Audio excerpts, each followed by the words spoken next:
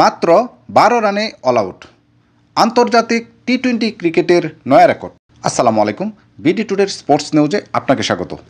১১ batsman মিলে ১২ run. হ্যাঁ, ঠিক এমনটাই ঘটেছে একটি আন্তর্জাতিক টি-20তে। জাপানের বিপক্ষে মাত্র ১২ রানে অল আউট হয়েছে মঙ্গোলিয়া।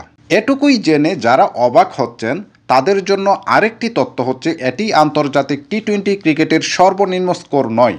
এর চেয়ে কম রানে অল আউট হওয়ার ঘটনা আছে টি-20তে।